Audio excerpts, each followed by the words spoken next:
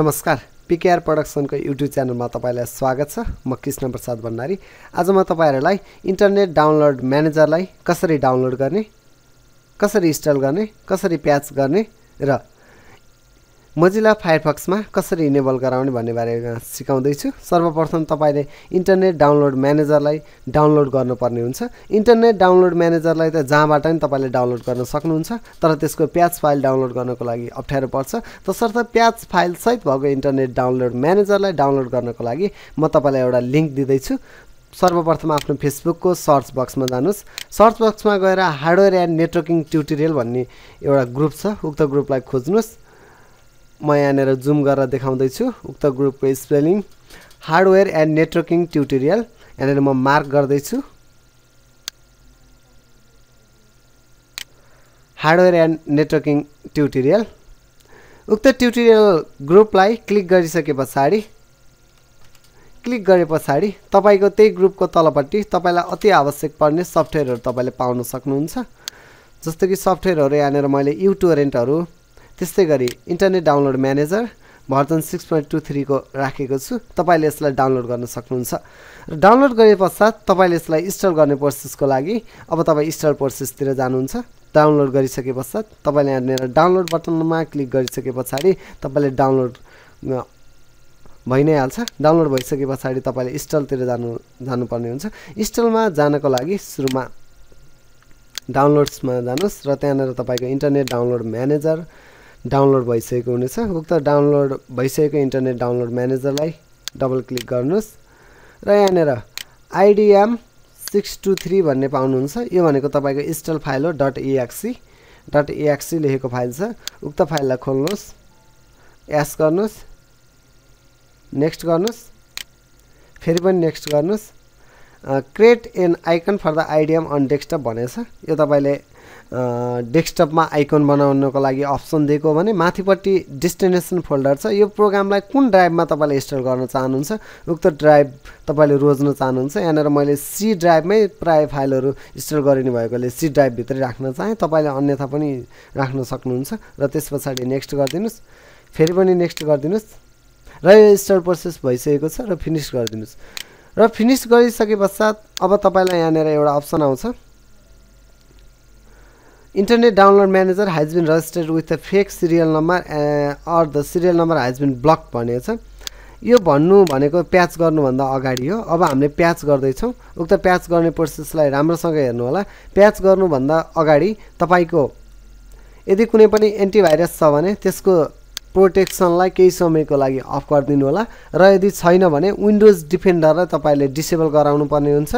Windows डिफेन्डरलाई disable गराउनको लागि सर्चमा जानुस् र विन्डोज डिफेन्डर हान्नुस्। विन्डोज डिफेन्डर यहाँनिर म यहाँ देखाइदिँदै छु। यो मार्क गरेको जुन चाहिँ अप्सन छ यो विन्डोज डिफेन्डर हो। र यो विन्डोज डिफेन्डरमा क्लिक गर्नुस् र क्लिक गरिसके पछाडि यहाँनिर सेटिङमा जानुस्। सेटिङमा गएर तपाईको यहाँनिर टिक छ, उक्त टिकलाई हटाएर सेभ चेन्ज गर्नुस्। सेभ चेन्ज भन्ने बटन छ यहाँनिर, यो धमिलो अक्षरमा छ किनभने मैले माथि टिक लगाएको छैन। टिक लगाइसके पछाडि तपाईको यो बटनमा आउँछ। यसलाई क्लिक गरेर यस गरिदिए पछाडि तपाईको यहाँनिर यो रियल टाइम प्रोटेक्सन अफ हुन्छ। यहाँनिर इन्टु साइन हुन्छ। यो भइसके पछाडि तपाईले अब प्याच गर्ने प्रोसेसमा जाँदै हुनुहुन्छ। प्याच गर्नु जानु पूर्व तपाईको IDM कुनै पनि ठाउँबाट ओपन छ कि एकचोटी चेक गर्नुस्। जस्तै म टास्क बारमा गएर चेक गर्दै छु। यहाँनिर गएर यो हिडन आइकनमा गएर हेर्दै छु। हिडन आइकनमा मेरो IDM कतै पनि ओपन छैन र तसर्थ अब म प्याच प्रोसेसमा अगाडि बढ्दै छु। यहाँनिर अघिकै फाइलमा तपाईले प्याच भन्ने एउटा फोल्डर पाउनुहुन्छ। यहाँनिर म देखाउन चाहन्छु मार्क गरेर प्याच देखिसक्नु भयो होला। उक्त प्याच फाइललाई खोल्नुस्। यहाँनिर एउटा .exe फाइलको टाइप छ सेकेन्डमा। उक्त फाइललाई खोल्नुस्, यस गरिदिनुस्।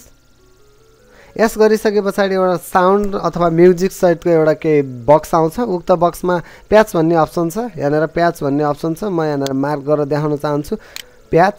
उक्त प्याचलाई क्लिक गर्नुस् र तपाईको पहिलो नाम मागिरहेछ, नाम हाल्न सक्नुहुन्छ। र त्यसपछि तपाईको लास्ट नेम पनि मागिराखेको हुन्छ। उक्त नाम हान्दिनुस् र ओके गरिदिनुस्। र यो प्याचिङ डन भन्ने एउटा मेसेज दिएको छ। यो प्याच भइसकेको कुरा हो। प्याच भइसकेको छ।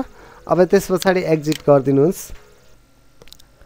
इन्टरनेट डाउनलोड म्यानेजर प्याच भइसके पछाडि अब हाम्रो अन्तिम काम बाँकी रहेको छ मोजिला फायरफक्समा तपाईले इन्स्टल गरेको इन्टरनेट डाउनलोड म्यानेजरलाई कसरी इनेबल गराउनु त यदि इनेबल भएन भने तपाईले युट्युबहरु खोल्नुहुन्छ अन्य फाइलहरु पनि खोल्नुहुन्छ तर तपाईलाई त्यो लिंक गरेर इन्टरनेट डाउनलोड म्यानेजरले क्याच गर्न सक्दैन र तपाईलाई डाउनलोडको अप्सन देखाउँदैन तपाईले कतिपय ठाउँमा इन्टरनेट डाउनलोड म्यानेजर इन्स्टल गरेर पनि तपाईले यहाँनेर यदि डिसेबल भइदियो भने तपाईले त्यहाँनेर पाउन सक्नुहुन्न युट्युबहरुमा त्यो पाउनको लागि अब के गर्ने त म तपाईलाई सिकाउन जाँदै छु तपाई यहाँनेर मैले मार्क गरेको छु एउटा अप्सन ओपन मेनु भन्ने अप्सन छ यहाँनेर मार्क गरिरहेको छु मैले यो मार्क गरेको अप्सनमा जानुस् यहाँनेर क्लिक गरिसके पछाडी तपाईले यो एड वन्समा जान सक्नुहुन्छ म मार्क गर्छु फेरि एड वन्समा गएर क्लिक गर्नुस् एड वन्समा गएर क्लिक गरिसके पछाडी